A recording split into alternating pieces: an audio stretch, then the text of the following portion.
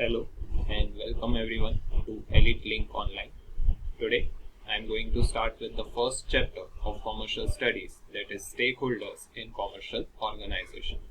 We will study about meaning of stakeholders, also different types and classification of stakeholders and expectations of stakeholders from commercial organization. So let us start with the meaning of stakeholders. So now you can see meaning of stakeholders. Before starting with the meaning, let us first understand what is the meaning of stake. Stake here means the interest of a person in any particular organization. Now, what do you understand by interest? So, which interest? Financial interest. In short, किसी भी person का किसी भी financial organization से अगर कुछ पैसे का लेन देन है तो हम उसको बोलते हैं stakeholder. Okay? So, as you can see, a stakeholder is a party or person, individuals, group and institution that has an interest in a company and can either affect, मतलब उनके वजह से organization को affect हो सकता है और be affected by the business या business के वजह से उनको affect हो सकता है. Very important is the financial interest. ठीक है, कौन सा interest? Financial interest, मतलब पैसे का कुछ ना कुछ लेन देन होना. So now we will start with the classification of stakeholders. जैसे कि हम लोग ने ऑलरेडी देखा है कि stakeholders वो है जिसका बिजनेस में कोई फाइनेंशियल स्टेक है या जिसको बिजनेस से फाइनेंशियली कुछ ना कुछ बेनिफिट हो रहा है. Okay, now as you can see there are two types of stakeholders और you can say classified into two. ठीक है, they are internal stakeholder and external stakeholder. Okay. So internal stakeholder मतलब वो stake holder जो business के अंदर रह के बिजनेस के साथ डायरेक्टली काम करता है, वेरएस एक्सटर्नल स्टेक होल्डर वो जो आउटसाइड द बिजनेस ऑर्गेनाइजेशन, जो बिजनेस में डायरेक्टली पार्टिसिपेट नहीं करता बट फिर भी वो बिजनेस के साथ काम करता है. Okay, so let us go through. Internal stakeholders are people whose interest in a company come through a direct relationship. Okay, such as employment में कौन आता है तो एम्प्लॉय आ गया या एम्प्लॉयर आ गया. ओनरशिप और इन्वेस्टमेंट जैसे कि शेयर होल्डर्स हो गए and etcetera. Okay, whereas external stakeholders are those people who do not directly work with a company but are affected in some way by the actions and the outcomes of the said business. मतलब external stakeholders के ऊपर भी business का कोई ना कोई impact, कोई ना कोई इफेक्ट आता ही है. ओके, examples है इनके suppliers, creditors, public groups are all considered to be as external stakeholder. So now let us start with the types of internal and external stakeholders. As you can see, there are only three types of internal stakeholders: employees, managers and owners. Whereas external stakeholders में suppliers, society, government, creditors, competitors and the media ये सब include होते हैं. ठीक है, so one by one एक एक का मीनिंग समझते हैं. एम्प्लॉयज वो जो बेसिकली कंपनी के लिए काम करते हैं, बिजनेस ऑर्गेनाइजेशन के लिए काम करते हैं और वो लोग बिजनेस से कोई सैलरी जैसा चीज लेते हैं. ओके, मैनेजर्स वो जिसमें जो बेसिकली एम्प्लॉयज को हायर करते हैं और वो बेसिकली बिजनेस को मैनेज करने का काम करते हैं. And owners are basically shareholders or investors who invest in a particular business. Whereas external stakeholders में सबसे पहले suppliers जो कंपनी के अंदर से as I said डायरेक्टली काम नहीं करते बट कंपनी के साथ काम करते हैं. They supply raw materials. Okay. Society at large जो आपको man, material, money and machine power सब कुछ सप्लाई करता है. गवर्नमेंट यस वो आपको बहुत सारे परमिशंस रिक्वायर्ड होते हैं वो प्रोवाइड करता है, सिक्योरिटी प्रोवाइड करता है एंड दूसरे बहुत सारे एमिनिटीज, सिविक एमिनिटीज प्रोवाइड करते हैं. क्रेडिटर्स, ठीक है, जो आपको लोन देते हैं. Competitors, yes competitors are also stakeholders because business उतना ही बेटर होता है जितना अच्छा कॉम्पिटिशन होता है. And lastly the media. Media मतलब वो जहाँ पे हम अपने प्रोडक्ट के बारे में कुछ प्रोडक्ट प्रमोशंस कर सकते हैं या एडवर्टीजमेंट्स कर सकते हैं. ओके, सो ये बेसिकली इतने टाइप्स ऑफ स्टेक होल्डर्स है जिनको हम लोग ने बेसिकली दो में क्लासिफाई किया हुआ है, internal stakeholders and external stakeholders. Internal के there are three types. Okay, employees, managers and owners. Whereas external के there are six types: suppliers, society, government, creditors, competitors and also the media.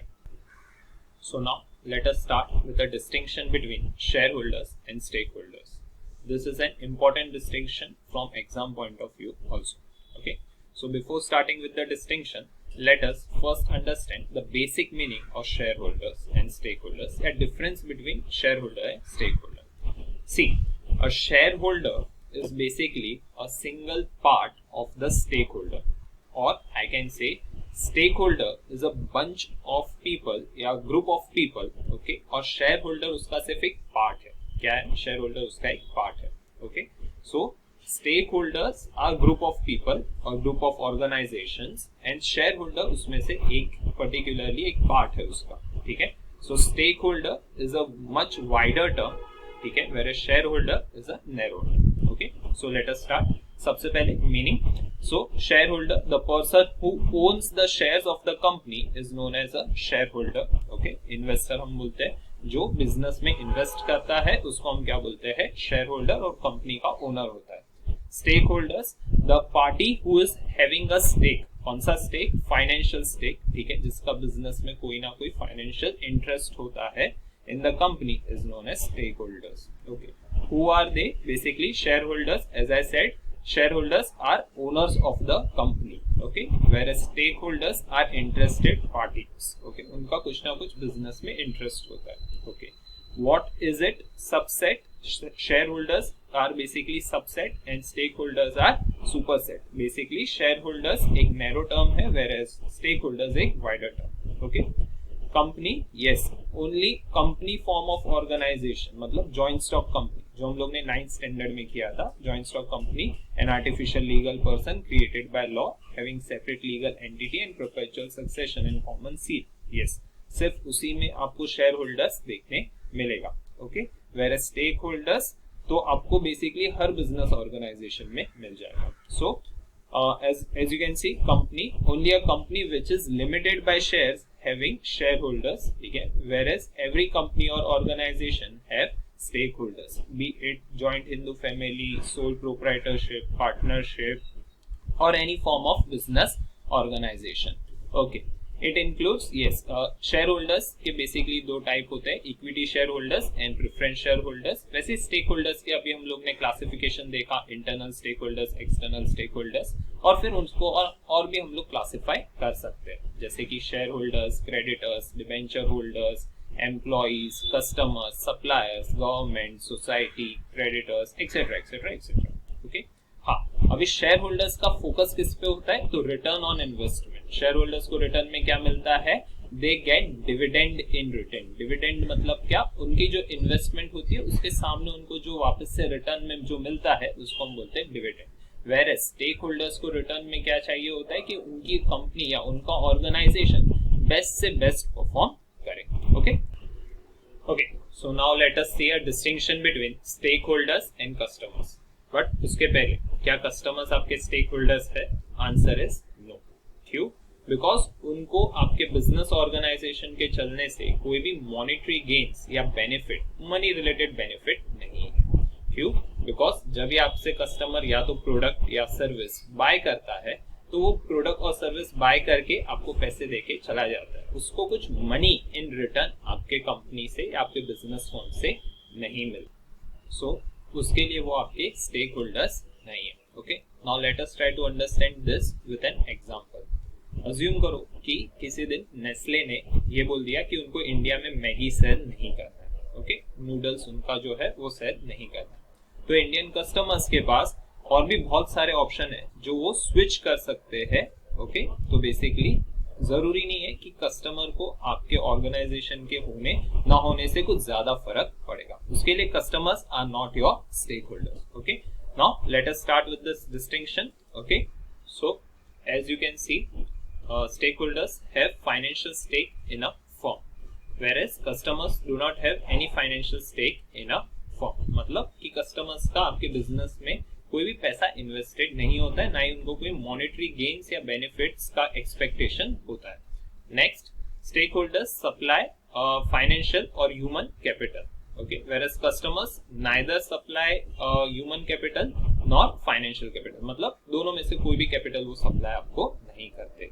Stake holders takes risk of the organization. Profit हुआ तो benefit भी है, but loss हुआ तो risk भी है. Okay, whereas customers को ऐसा कोई भी रिस्क नहीं होता है, so they do not take any risk of the organization. Next, stakeholders share profits in the organization. Customers के साथ कोई भी अपना प्रॉफिट शेयर नहीं करता, इनफैक्ट उनसे तो हम प्रॉफिट अर्न करते हैं. Next, participation in the management. Yes, stakeholders do participate in management. जैसे कि शेयर होल्डर्स हो गए, क्रेडिटर्स हो गए, इनका participation in management is very essential. Whereas customers को कोई भी बिजनेस मैनेज करने के लिए नहीं बुलाता है. Okay, so this is the distinction between stakeholders and customers. Mind you, customers are not your stakeholders. Okay, now let us start with the expectations of stakeholders. Okay, before starting with this question, एक चीज बता देता हूँ आपको कि generally एक 5 marks का question आपके बोर्ड्स में इसमें से आता है. ओके, सो सबसे फर्स्ट है ओनर्स और इन्वेस्टर्स. ओनर्स और इन्वेस्टर्स वो जो बिजनेस में पैसा इन्वेस्ट करते हैं, जिनका पैसा बिजनेस में लगता है और जिसकी वजह से बिजनेस चलता है. ओके, ठीक है. सो डेफिनेटली जब भी वो पैसा बिजनेस में इन्वेस्ट कर रहे हैं तो उनके कुछ एक्सपेक्टेशंस भी है बिजनेस से. ओके, क्या एक्सपेक्टेशंस है? सबसे पहले प्रॉफिटेबिलिटी. ओके, हर पर्सन जो बिजनेस स्टार्ट करता है उसका मिनिमम ये एक्सपेक्टेशन होता है कि उसका बिजनेस प्रॉफिट अर्न करे. ओके, सो वैसे ही इनका ओनर्स या इन्वेस्टर्स या शेयर होल्डर्स का भी ये एक्सपेक्टेशन होता है कि उनका बिजनेस लॉस मेकिंग ना हो, कुछ ना कुछ प्रॉफिट जनरेट डेफिनेटली करेगा. ओके, नेक्स्ट, मार्केट शेयर भी बिजनेस का ग्रो होना चाहिए. सो सबसे पहले तो समझते हैं कि मार्केट शेयर होता क्या है. Market share means total number of products जो मार्केट में सेल हो रहे हैं उसमें से मेरे ऑर्गेनाइजेशन या मेरे कंपनी का कितना प्रोडक्ट्स सेल हो रहा है. फॉर एन एग्जांपल, नोकिया का अगर एक टाइम पे आउट ऑफ एवरी 10 फोन्स जो इंडिया में सेल होते थे, सेल फोन्स, उसमें से 7 फोन्स नोकिया के थे. ठीक है, तो नोकिया का मार्केट शेयर उस टाइम पे कितना था? 70%. ओके, सो वो बहुत अच्छी बात है. ठीक है, वैसे एक टाइम पे माइक्रोसॉफ्ट का मार्केट शेयर 90% का था. ओके, सो मार्केट शेयर मतलब टोटल नंबर ऑफ प्रोडक्ट्स जो सेल हो रहे हैं, ठीक है, जो मेरे टाइप के प्रोडक्ट है उसमें से मेरा प्रोडक्ट कितना सेल हो रहा है. ठीक है, percentage wise. Okay, so that is market share. So owners and investors का ये भी एक्सपेक्टेशंस होता है कि market share of the company हमेशा बढ़ता रहे. Okay, next is growth and social goals. ठीक है, ग्रोथ मतलब 2 टाइप के आप इसके अंदर इंक्लूड कर सकते हो. ठीक है, एक तो expansion of the business and diversification of the business. Expansion से मेरा मतलब है बिजनेस का ग्रोथ होना. ठीक है, वर्टिकली. ठीक है, वेयरएज आप बोल सकते हो डाइवर्सिफिकेशन मतलब मैं दूसरे बिजनेसेस में भी ट्राई करता रहूं. ठीक है, सो हर ओनर और इन्वेस्टर का ये एक्सपेक्टेशन होता है कि वो बिजनेस को ग्रो करते देखे. और सोशल गोल से जो मतलब है वो है बेसिकली बिजनेस थोड़ा जो चैरिटी वर्क करता है या तो फिर जो वो लोगों के लिए काम करता है, जिसको हम लोग आजकल CSR बोलते हैं, कॉर्पोरेट सोशल रिस्पॉन्सिबिलिटी. ठीक है, next, return on investment. Return on investment मतलब एटलीस्ट मैंने कुछ इन्वेस्ट किया है तो उसके ऊपर कुछ ना कुछ रिटर्न मिलना चाहिए. जनरली शेयर होल्डर्स को डिविडेंड मिलता है. क्या मिलता है? डिविडेंड. ठीक है, on the investment. Okay, and इनका एक रेगुलर इनकम कोई सोर्स होना चाहिए. तो हर ओनर, हर इन्वेस्टर ये देखता है कि बेसिकली उसको बिजनेस से कुछ ना कुछ रिटर्न मिलता जाए. ओके, सो कितने एक्सपेक्टेशंस है? 5 एक्सपेक्टेशंस है. सबसे पहले profitability, market share, growth and social goals, return on investment and income. So this was expectations of stakeholders, of owners and investors from the business. Next, the remaining part of this chapter will be uploaded in video number 2. Okay, thank you.